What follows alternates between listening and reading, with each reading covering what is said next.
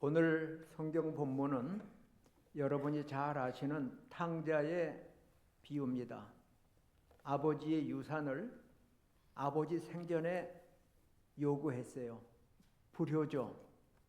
유산은 부모가 돌아가신 다음에 나누어 갖는 것인데 이 둘째 아들은 아버지에게 강요해서 유산을 받아갑니다.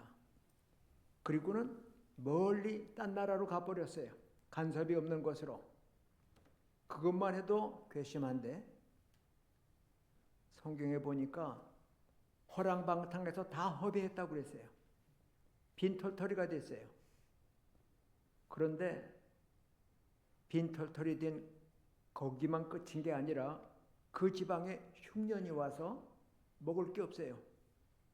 돈 있을 때 몰려들었던 친구들 다 도망가 버렸습니다. 의지할 데가 없습니다. 할 수 없이 직업을 찾는데 써주는 데가 없어요. 하나 찾은 데가 돼지 키우는 일입니다. 유대인들은 돼지를 아주 지저분하고 부정한 동물로 알거든. 근데 그 돼지를 치는 일이 아주 지저분한 거예요. 그나마 일거리를 얻어서 좋다고 생각했는데 월급은커녕 먹을 것도 마땅치 않아요. 돼지가 먹는 쥐염열배로 배를 채우고자 하지만은 그것도 만족할 수가 없었습니다. 탕자의 말에 의하면 내가 여기서 줄여 죽는구나. 배고파 죽을 만큼 어려움이 왔습니다. 우리가 살다 보면 재산이 없어서 가난해져서 참 고통을 당할 때가 없지 않습니다. 그러나 이 탕자는 오히려 그것이 축복으로 가는 통로가 되세요. 아무것도 없고 의지할 데가 없을 때, 게다가 먹을 것도 없어 줄여 죽게 되었을 때 하나님을, 자기 아버지를 기억했습니다. 아버지 집에는 넉넉하게 먹을 수 있는 양식이 풍족한 품꾼이 얼마나 많은가. 나는 여기서 줄여 죽는구나. 그리고 자기를 돌아봤습니다. 내가 하나님께, 우리 아버지께 죄를 지었다. 그러므로 이제 나는 돌아가서 아버지에게 아들 자격이 없습니다. 나를 품꾼의 하나로 써 주소서 하리라 그러고 아버지께 왔어요. 아버지께서 이 아들을 기쁨으로 받아들입니다. 굶어 죽을 뻔했던 아들이 돌아오자 살진 송아지를 잡고 큰 잔치를 벌였어요. 악기를 울리며 고기를 굽고 온 가족이 하인과 함께 기뻐하는 그때 큰 형이 들에서 일하다 돌아옵니다. 그리고 오늘 이야기를 보면 돌아온 이 아들을 바라보는 세 가지 시선이 있어요. 어떤 인간이 성공한 인생이냐 하는 그 평가 기준이 세 개 나오는데 첫째는 종이 보는 평가입니다. 형이 집 근처 와 보니까 음악이 울려 퍼지고 고기 굽는 냄새가 나고 이게 무슨 일이지? 그러고 종을 하나 불러서 물어봤어요. 무슨 일이냐? 그랬더니 그 종이 대답하는 말이 당신의 동생이 건강한 몸으로 돌아왔다. 그래서 당신의 아버지께서 살진 송아지를 잡고 잔치를 벌이신 겁니다. 얘기했어요. 이 종이 잔치 벌린 이유가 뭐냐 그랬더니 당신의 동생이 건강한 것 때문에. 건강 굉장히 중요한 겁니다. 특히 종의 입장에서는 건강, 그게 재산이에요. 갖고 있는 건 몸뚱아리 하나밖에 없어요. 병들면, 늙으면 버리든지 주인이, 아니면 딴 데 팔아버려요. 건강해야 돼요.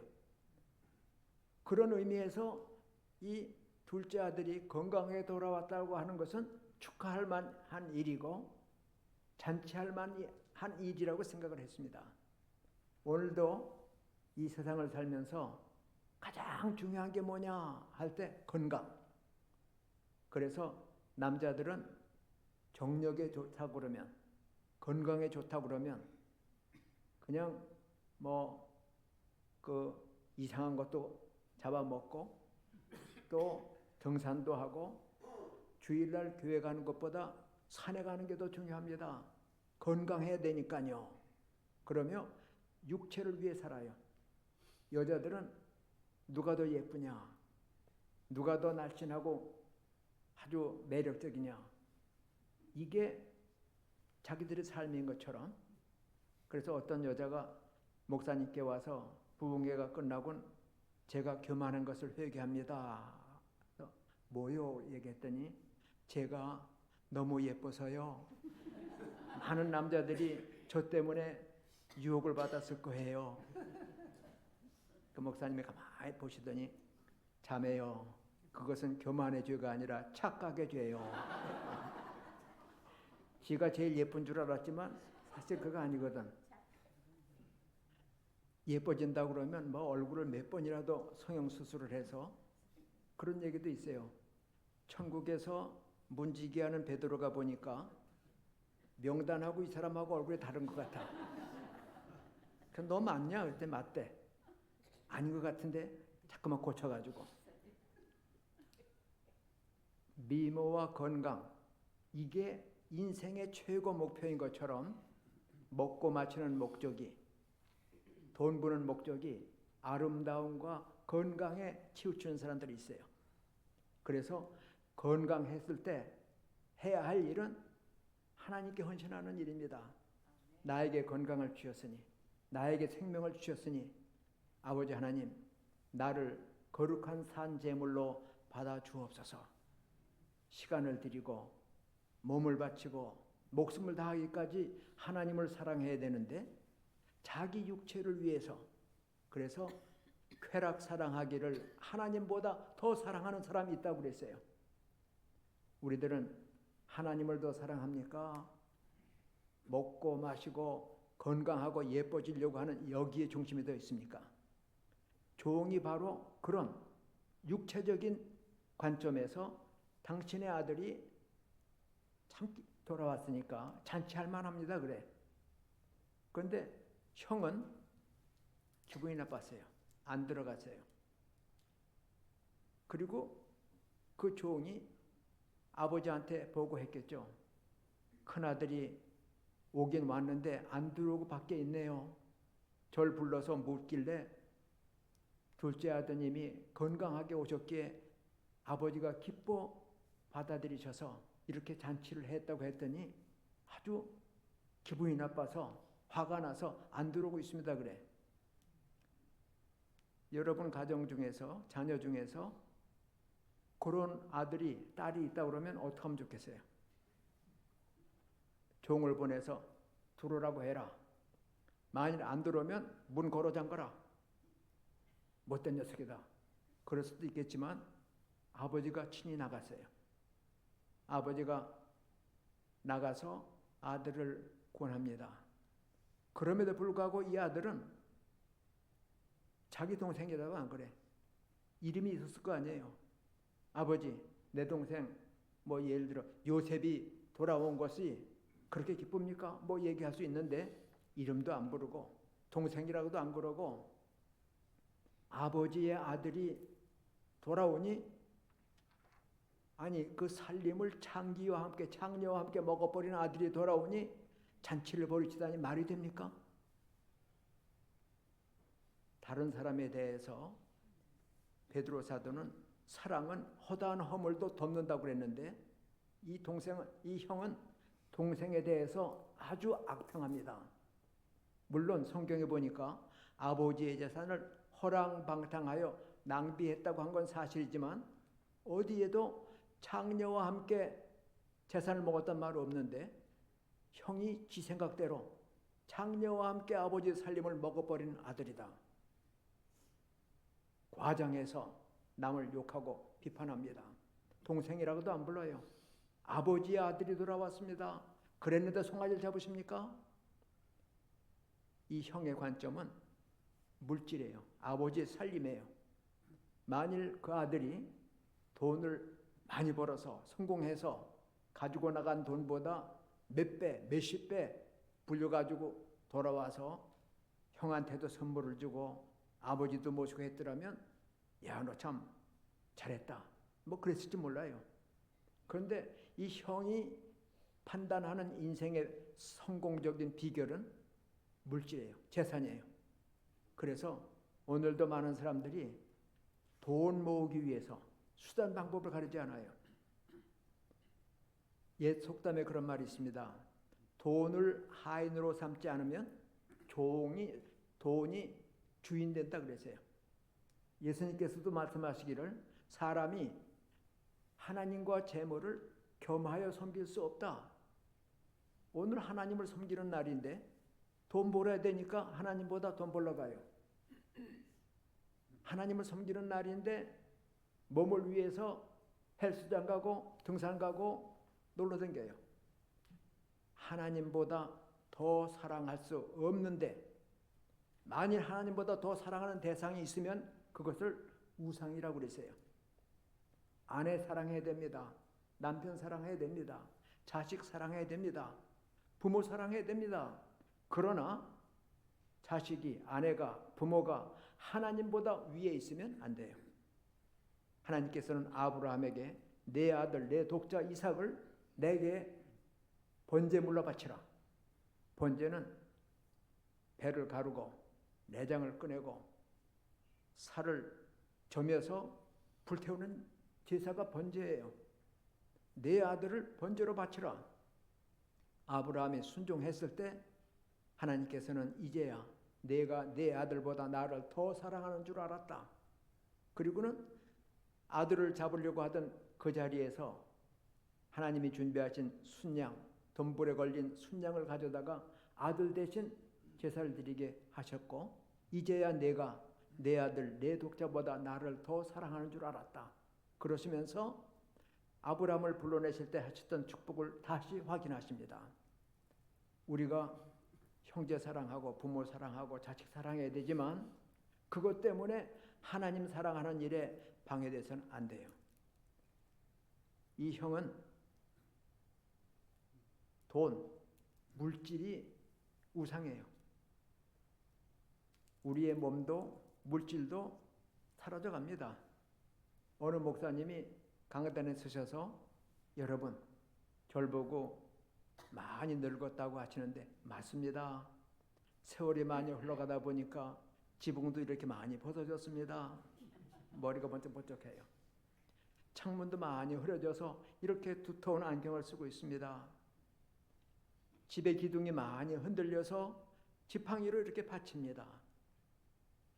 나이가 들면 다 약해져요.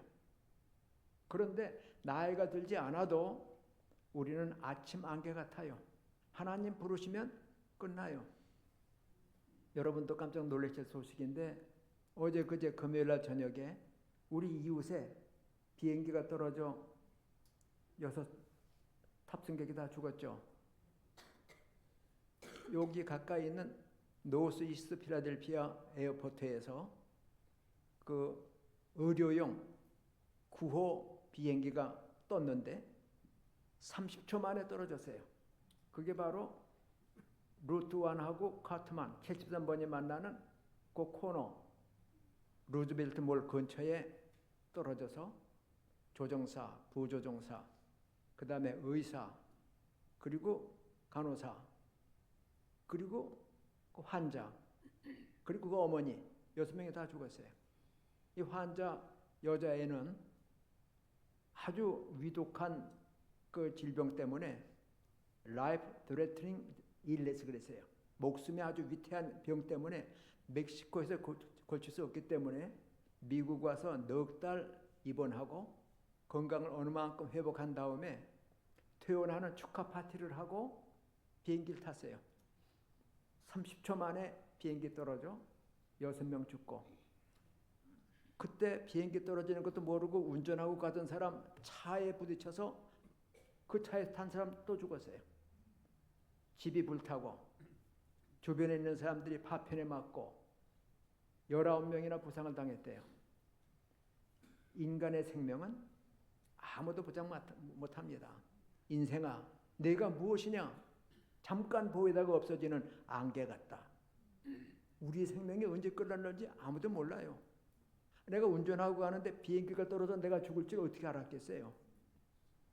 우리 인생은 덧없습니다. 안개 같습니다. 그러므로 오늘 나에게 건강이 있다면 하나님 앞에 이 건강 바쳐서 주님의 교회를 위해, 복음 전하는 일을 위해 내 시간과 내 재간과 건강을 써야 마땅할 겁니다.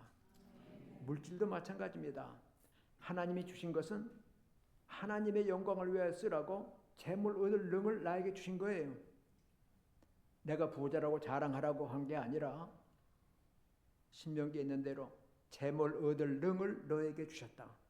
나에게 하나님이 먹고 쓸 것만 아니라 넘치게 주셨기에 감사함으로 하늘나라의 보물을 쌓고 선교하고 이웃을 구제하고, 그래서 잠언에 보면 흩어 구제하여도 넉넉한 사람이 있지만 과도하게 아껴도 여전히 가난한 사람이 있다 그랬어요. 하나님에게 우리에게 주신 것은 나만 누리고 즐거워하기가 아니라 나누어서 같이 즐거워할 수 있도록. 그런데 오늘 종이 보는 승리, 인생, 성공의 비결, 건강도 헛되고 우리가 자랑하려고 했던 물질, 내가 얼마나 좋은 집에 사는데, 내가 얼마나 좋은 차를 타는데, 내가 은행에 얼마나 돈을 많이 가지고 있는데 그게 무슨 소용이 있어요? 하나님이 걷어가시면 끝납니다. 누가복음 12장에 보면 어떤 농부가 추수가 너무 잘 됐어. 평소에 쌓았던 곡간에 넣을 수가 없어요. 오히려 걱정이 생겼어요. 그래서 옛 속담에 그런 말이 있습니다. 돈 없으면 고생이 심하지만 돈 많으면 근심이 많다. 추수가 많이 되니까 고민이 생겼어. 이거 다 어디다 쌌지? 그러면서 내가 내 곡간을 새로 짓고 내 곡식을 넣고 내 영혼에게 말하기를 전부 다 나예요. 그러면 여러 해 동안 먹고 즐기자. 그때 하나님께서는 이 어리석은 자여, 내가 오늘 내 생명을 거두리니 내 준비한 건 누구 거두겠냐? 아무리 우리가 돈 벌려고 애를 써서 쌓아놔봐도 하나님께서 생명 거두시면 빈손으로 왔다가 빈손으로 가는 인생입니다. 내 것이라고 자랑할 것 아무것도 없어요. 생명 주셨을 때, 건강 주셨을 때, 물질 주셨을 때 써야 됩니다. 선한 일을 위해서. 이 형은 동생을 비난하고 동생으로 받아들이기를 원치 않고 오히려 아버지를 향해서 당신의 아들이 돌아왔는데, 그 못된 아들 왔는데, 다 창녀와 함께 먹어버린 아들 왔는데 이렇게 송아지 잡는 게 마땅합니까? 나한테는 염소 새끼 하나 안 주시고 불평불만해요. 나는 평생에 아버지의 명령을 어긴 적이 없습니다. 나는 아버지를 떠나 멀리 간 적도 없습니다. 밤낮 아버지 밑에서 일하고, 그리고 아버지 앞에 염소 새끼 한 마리 달라고도 안 그랬습니다. 이 못된 동생 돌아오니까, 아니 못된 아들 돌아오니까 송아지 잡으셨어요? 살찐 거를? 나한테는 염소 새끼 하나 안 주시며 전부 다 나예요. 나는 아버지의 명령을 어긴 적도 없습니다. 아버지께서 나를 위해 염소 새끼 하나라도 주셨습니까? 내 벗들과 함께 즐기라고? 전부 다 나, 전부 다 나예요. 죄란 말이 영어로 뭡니까? SIN이에요. 내가 가운데 딱 있는 거, 신이라고 하는 건 내가 중심이 되는 거예요. 내가. 오늘 본문 말씀도 자기는 의롭고 저 사람들은 가치 없는 사람이라고 예수님을 비난할 때 예수님이 잃어버렸다가 찾은 기쁨을 말씀하시는 비유입니다. 100마리 양 중에 하나를 잊었는데 그 양을 찾기 위해서 오히려 길 잃지 않은 99마리 양은 놔두고 길 잃은 1마리 양을 찾으러 가셔서 찾으니 어깨에 메고 돌아오며 기뻐해서 친구들을 불러 잔치했다. 이와 같이 잃어버렸던 죄인 하나가 돌아오면 하나님과 천사들 앞에 기쁨이 된다. 잃었다가 찾은 기쁨. 여인이 받았던 드라크마 은전이에요. 약혼의 기념으로 보통 은전을 준다고 그래. 그걸 간직했는데 어느 날 보니까 9개밖에 없어. 하나가 어디로 가는지 몰라요. 등불을 켜고 썰면서 찾았어요. 기뻐하며 친구들을 불러 잔치를 합니다. 오늘 본문 말씀은 둘 중에 하나가 나갔어요. 첫 비유는 1%, 100마리 중에 하나. 두 번째 비유는 10은전 중에 하나, 10%. 지금은 50%예요. 둘 중에 하나가 없어졌어요. 얼마나 아버지 마음이 허전하겠어요. 그럼에도 불구하고 이 바리새인들과 서기관들은 예수님께 돌아오는 세리와 죄인들에 대해 불평합니다. 오늘 누가복음 15장 1절 2절에 보면 이 사람은 세리와 죄인을 영접하고 그들과 함께 밥을 먹느냐? 예수님께서는 건강한 자에게는 의사가 필요 없지. 나는 병든 자를 치료하러 온 의사다. 나는 죄인을 구원하러 왔다. 사실은 나갔다가 돌아온 아들이 아니라 이 형이 탕자예요. 자기만 어렵다고 생각해요. 동생은 가치가 없고 영접할 수 있는, 아니 잔치를 베풀 수 있는 그런 자격이 없다고 생각을 해요. 그러나 아버지는 이 내 아들은 죽었다가 살았다. 언제 죽었어요? 아버지를 떠나는 순간 죽은 겁니다. 영적으로. 우리가 창세기 2장에 보면 17절에 하나님이 아담 하와에게 분명히 말씀하십니다. 다른 과일은 마음대로 먹되 중앙에 있는 선과 악을 알게 하는 나무, 흔히 우리가 선악과라고 하는 이 나무 열매는 먹지 마라. 먹는 날에는 반드시 죽으리라. 반드시 죽으리라 했는데 먹었죠. 창세기 3장에 가보니까 하와가 자기만 먹은 게 아니라 남편까지 줬어요. 가만히 보면 여자 때문에 남자 범죄하는 일 종종 있더라고. 여자들 조심 많이 해야 됩니다. 아브라함이 죄진 것도 여자 때문에 그런 거 아시죠? 자기가 애기 못 나니까 첩 얻으라고 그랬잖아요. 아브라함도 웬만하면 안 돼 그래야 될 텐데 젊은 여자 자기한테 준다니까 오케이 한 거예요. 하와가 자기만 따먹은 게 아니라 함께 있는 남편에게도 주어 남편도 먹었다. 근데 안 죽었잖아요. 그 우리가 백설공주 동화를 볼 때 독들은 사과를 그 어떤 할머니가 갖다 주니까 먹고 백설공주 탁 죽었는데 아담과 하와가 선악과 먹고 군장 실어져 죽었나? 아니잖아. 어떻게 보면 마귀 말이 맞는 거 아니야? 네가 먹어도 결코 죽지 아니하리라. 마귀가 그랬으니까 하나님 말씀은 안 맞고 먹으면 반드시 죽으리라 하신 말씀은 안 맞고 먹어도 결코 죽지 않는다는 마귀 말이 맞은 것 같은데 영적으로 보면 죽었습니다. 하나님 말씀을 어기고 죄를 지었기 때문에 두려움이 와요. 하나님을 피해 숨어요. 그리고 쫓겨납니다. 영적으로 죽은 다음에 육체적으로도 죽음이 왔어요. 에베소서 2장 1절에 보면 그는 예수님은 허물과 죄로 죽었던 너희를 살리셨도다. 내가 숨쉬고 밥 먹고 활동하지만 허물과 죄에 있는 사람은 죽은 사람입니다. 예수님 안에서 그의 속죄로 구원받아야 거듭난 born again 새 생명, 새 사람이 되는 거예요. 그리스도 안에서 새 사람이 되는 것이지 죄 가운데 있는 사람은 죽은 사람입니다. 탕자가 아버지를 떠났을 때 죽은 거예요. 이 아들이 돌아왔으니 살았다. 이 아들은 내가 잃어버렸다. 양 100마리 중에 하나 잊어버렸던 것처럼, 은전 10개 중에 하나 잊어버렸던 것처럼 이 아들은 나가서 잊어버렸는데 이제 찾았다. 그러니 기뻐하는 게 마땅하지 않냐? 들어오라.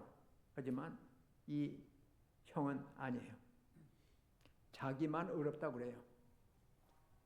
바리새인들이 하나님 앞에 기도하며 나는 저 죄인과 같지 않음을 감사합니다. 불의, 토색, 간음하지 않았습니다. 나는 저 세리와도 같지 않음을 감사합니다. 여러분 얼마나 훌륭하십니까? 얼마나 의로우십니까? 하나님 앞에서 천만에 하나님이 보시니 의인은 없나니 곧 하나도 없다고 그랬어요. 날 때부터 죄인입니다. 어떤 분은 아니에요. 전 뱃속에서부터 신자인데요. 아니 뱃속에서 신자가 어디 있어요? 시편 51편 5절에 보면 어머니가 나를 잉태할 때부터 죄인이라고 얘기했어요. 내가 죄악 중에 출생했다고 그랬어요. 그러기에 하나님은 의인은 없나니 하나도 없다고 말씀하시는 겁니다. 하나님 앞에 내세울 것 하나도 없는 우리지만 내 죽게 된 처지, 영적으로, 육적으로, 경제적으로 어려움, 그것은 오히려 축복일 수 있습니다. 시편 119편 67절 71절에 보면 고난당한 것이 내게 유익이라. 오히려 내가 이전에는 주의 법을 지키지 않더니 이제는 주의 법을 지킵니다. 얘기했어요. 가난이 고통스럽습니까? 병들고 약해서 어려움 겪습니까? 축복인 줄 아세요. 나는 약하지만 주님은 강하십니다. 나는 가난하지만 아버지는 풍성하십니다. 고난 속에서 하나님을 바라볼 때 위로가 있고 하나님이 넘치는 은혜를 우리에게 주시는 것을 알고 여기 빗나갔던 아들처럼 돌아와야 되는데 세리와 그 죄인처럼 주님이 영접하려고 하시는데 비판하는 사람들이 있어요. 자기중심적인 교만한 사람입니다. 바로 바리새인과 서기관들입니다. 우리는 어떤 사람입니까? 내가 어렵다고 생각하고 남을 정죄하지 않아요? 저 사람은 자격이 없다고, 우리 무리에 들어올 수 없다고 얘기합니까? 하나님은 아무도 멸망치 않고 다 회개하게 이르기를 원하시는 하나님이라고 말씀했습니다. 우리가 생각할 때 왜 왕의 왕, 평화의 왕 예수님이 안 오시지? 이 세상에 불의가 이렇게 많고 이 세상에 죄악이 이렇게 많은데 얼른 오셔서 심판하시고 평화의 날을 세워주시면 얼마나 좋겠나. 그러나 예수님이 오시는 것이 우리가 더디다고 생각하는 것 아니라 아무도 멸망치 않고 다 회개하기에 이르기를 원하시는 하나님이 참고 기다리시는 거예요. 아직도 빈자리가 있기에 이 자리에 누군가 와야 되지 않냐? 돌아와야 되지 않냐? 돌아와 집을 나간 자야. 밤에도 잠을 못 이루시고 문을 열어놓고 기다리시는 부모의 마음처럼 이 탕자가 거지가 되어서 신발도 못 신고 굶어서 힘도 없어서 터덜터덜 돌아올 때 멀리서 아버지가 먼저 발견하셨어요. 아들이 오자 아버지는 뛰어나오셨어요. 그래서 우리가 한 걸음 하나님께 가면 하나님은 10걸음 뛰어오십니다. 영접하십니다. 냄새나는 아들이지만 얼싸 안으시고 목을 안으시고 잘 왔다. 죽었던 아들이 살아왔구나. 잃었던 아들이 돌아왔구나. 그러시며 옷을 가장 좋은 것 내다 입혀라. 신을 신겨라. 노예는 신을 못 신습니다. 그러나 신을 신기라. 그리고 반지를 끼워라. 다시 아들의 자격을 회복시키는 겁니다. 그리고 잔치하자. 즐기자. 잃었던 한나 돌아올 때 이런 기쁨이 있습니다. 우리도 아버지의 마음, 아무도 멸망치 않고 다 회개하고 하나님의 집에 돌아오기를 기다리시는 하나님의 마음을 이해해서 너희 안에 이 마음을 품으라. 곧 그리스도 예수의 마음이니 예수님의 마음. 자기를 못 박는 자를 위해서도 기도하시고 내가 들린 후에는 우리 밖에 있는 양머리도 내가 모으리라. 모으려고 가시는 주님이신데 우리들은 형처럼 배타적이고 이기적인 사람 아닙니까? 바리새인처럼 그 서기관들처럼 자기만 옳다고 예수님이 마태복음 23장에서 그들은 회칠한 무덤 같다. 겉으로는 아름다워 보이지만 속에는 썩는 시체가 있다. 그들은 지옥의 자식이다. 그들은 독사의 새끼다 그러셨어요. 우리가 하나님 앞에 구원받은 것은 내가 잘나서가 아닙니다. 내가 예쁘고 건강하고 내가 돈이 있어서 천만에 모든 것은 하나님의 은혜입니다. 하나님은 돌아오는 자를 뛰어나와 영접하시고 내 죄가 주홍 같을지라도 눈처럼 진홍 같을지라도 양털처럼 근본적으로 시게 하리라. 용서하리라. 하나님이 우리를 찾으셨기에 나와 여러분은 값없이 공로 없이 하나님의 자녀가 됐습니다.